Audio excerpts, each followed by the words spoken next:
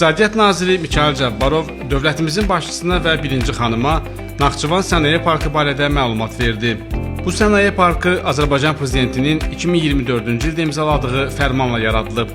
Naxçıvan Sənaye Parkının fəaliyyətinin təşkili məqsədi ilə ilkin olaraq ərazinin istifadəyə yararlı vəziyyətə gətirilməsi, növbəti mərhələdə isə xarici və daxili infrastrukturun, o cümlədən elektrik və istilik enerjisi, qaz, su, rabitə, nəqliyyat, istehsal, inzibati, sosial və digər obyektlərin yaradılması nəzərdə tutulur.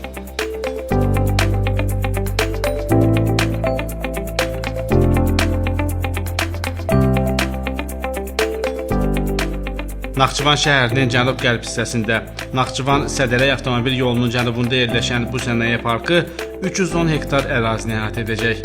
Artıq sənaye parkına potensial sahibkarların cəlb olunması istiqamətində bir sıra layihələr üzrə danışıqlar aparılır.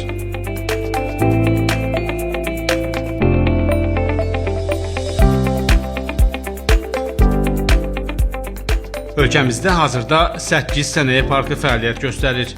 Bundan başqa Gəncə şəhəri və Şəmkir rayonunun inzibati ərazilərində yaradılacaq Qərb Sənaye Parkında infrastrukturun qurulması üçün texniki şərtlərin alınması prosesi aparılır.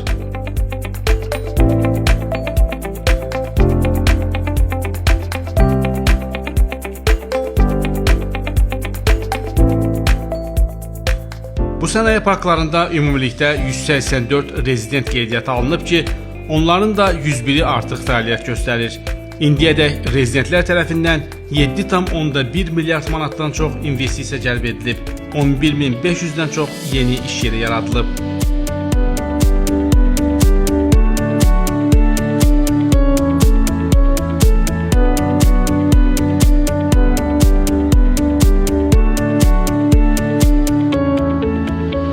...2026-cı ilin iyulun 1-i olan məlumata görə sənaye parklarında ümumilikdə 21,4 milyard manatlıq məhsul istehsal edilib ki, bunun da 6,7 milyard manatlıq hissəsi ixrac olunub.